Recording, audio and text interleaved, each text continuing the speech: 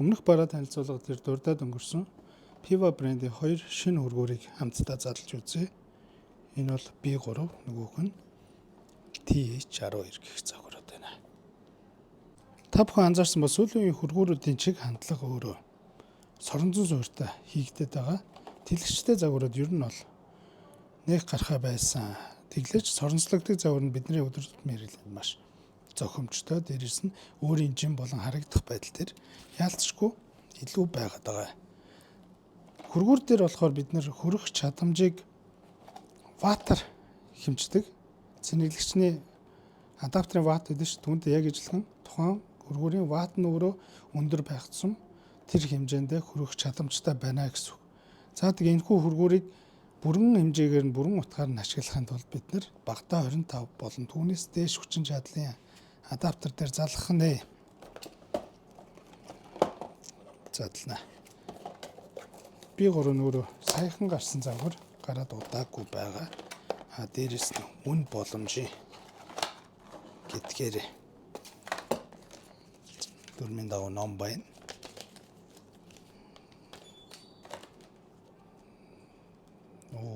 Хоёр төрлийн хавцсан төмөр эдгээр төмөрнүүд нь бүр юм нэмгэн болчих.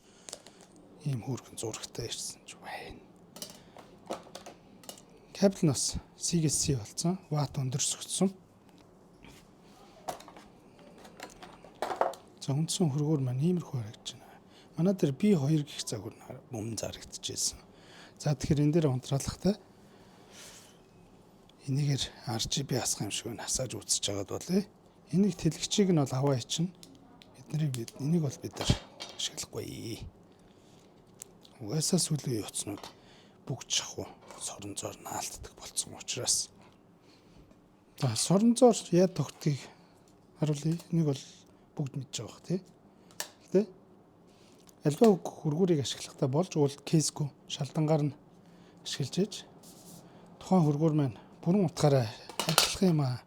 Гэхдээ манайхан дийлэнх нь кейстэйгээ тоглоод сурцсан байдаг учраас кейсний цаас ингэж тогтох нэ. За хэрэг таны соронз дэмждэггүй соронзлогддгүй загвар байлаа гэж бодоход энэ нөхрийг ард дээр наахад хөргүүр маань ингэ тогтох юм шүү. Альсгүй түрүүний тэлэгчийг нь залгаад болж байна. Тогон залгаж ажилуулж үзнэ. Гэрэл асалт эдрийг нь харъя. Вау. RGB гэрэл бол үнэхээр гоё хийгдсэн байна. Миний анзаарснараа энэ өмнө нь бас нэг танилцуулжсэн Black Shark-ын 4 болон 5 Pro гэх загвар шүү.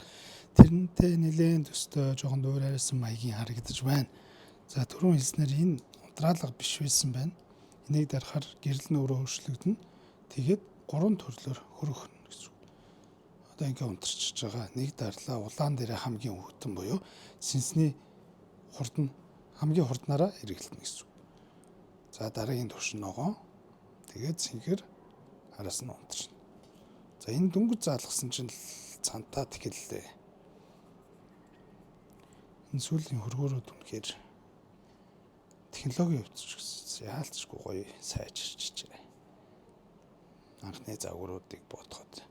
Тэгээд дээрэс нь үнэн бас боломж. За нэг иймэрхүү дараагийн загвараас задлаад CH12 гэх загвар 24 ваттын хүчин чадалтай. Ямар ч хэлсэн задлаад харна энэ арай жоохон гүн юм шиг санагдаж шүү. Чингийн хувьд хэмжээнд ч гэсэн арай том юм байна. Гэхдээ үний арай үнэтэй. Ялцгүй үнд юм байна. Мэдээж энэ маань нөгөө сайн хөрөхийн тулд технологийн хувьд жин нэмэгдээд идэг. За түрүүнх шиг тэлэгч нь харагдчихэв. Доогуур юу нэрэ? За C-гийн кабель танилцуулга харагдчихна. Тэгээд нөгөө нэг төмөр хавцсан төмөр шүү.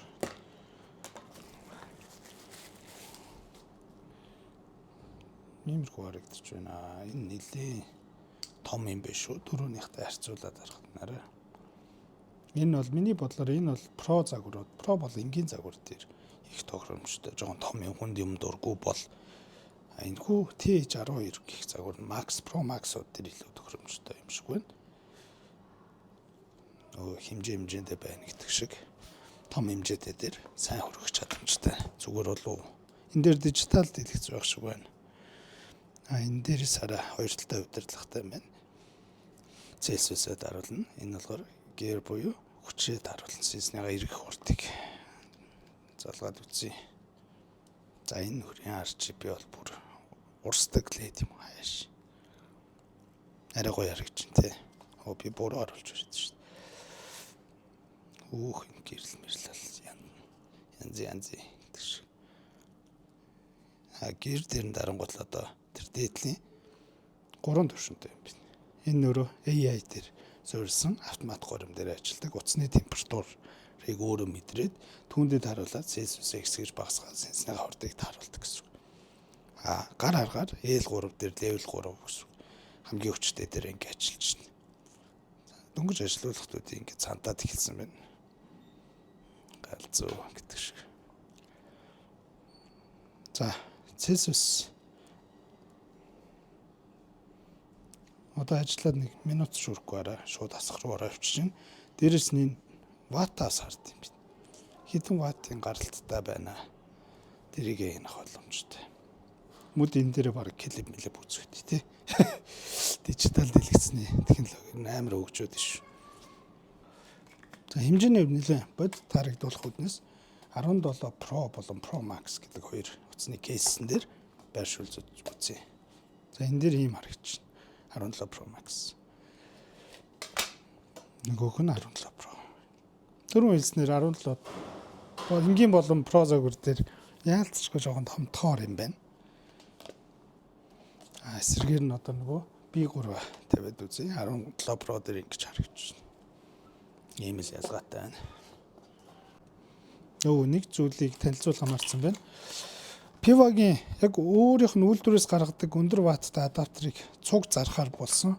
Яагаад гэвэл манай зарим үйлчлүүлэгч нар маань ийм гоё хөргөөр авчаад бараг худлаа хэрэггүй арзайтган дээр залгаад идэг адаптергүйгээр тэгээд энэ хөрөхгүй байна, хөрөх чадамж нь муу байна гэдэг яг үндэ адаптер чинжуулдаад байна л гэсэн.